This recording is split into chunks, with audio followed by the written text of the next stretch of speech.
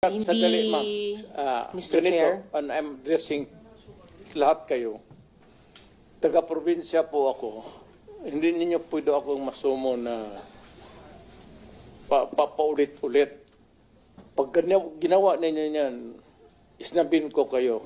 Wala akong pera. I am not that rich na mag-travel dito sa aeroplano. Mahal yan. I am... Bubuhay ako sa retirement pay ko. So, pati itong pamasahe ko, retirement pay ko yan. Wala akong negosyo ever since. Gobyerno lang ako. I have been an employee of government ever since. Kaya, I do not have my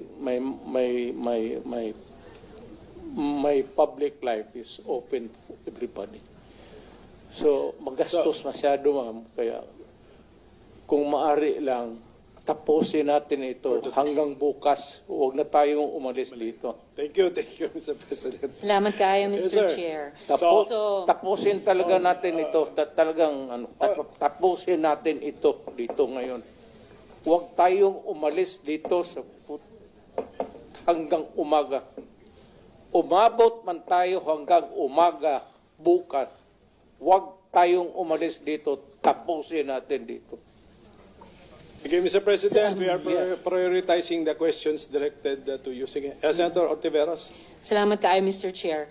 So, pangalawang tanong ko, tinawagan nyo ba si Senior Superintendent Padilla para i-congratulate siya sa pagpatay sa 3 high-value targets na Chinese nationals na inilagay sa loob ng Davao Penal Colony? Kasi sinabi nyo daw, congrats Superintendent Padilla, job well done. Pero grabe ang ginawang dinuguan.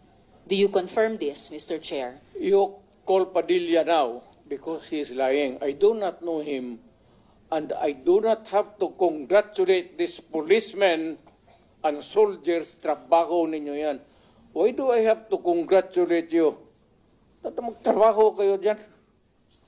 So you do not confirm na tinawagan nyo si Senior Superintendent Padilla? I only congratulate people with itong mga police na graduate with honors kasi nagtuturo ako sa Police Academy. May congratulatory message ako. Pero mag-congratulate ako ng ano.